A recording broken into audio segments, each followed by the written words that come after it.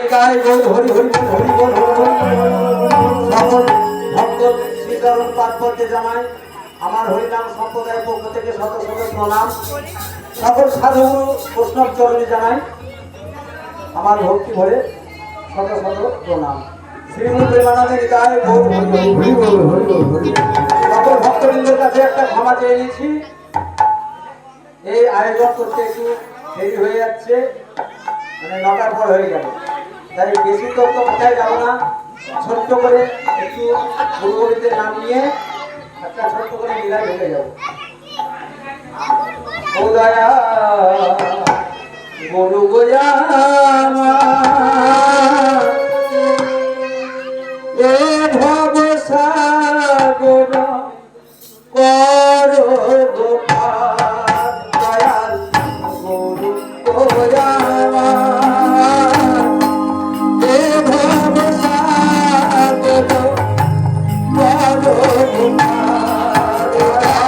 গুরু গোয়া এ ভব সাগর করো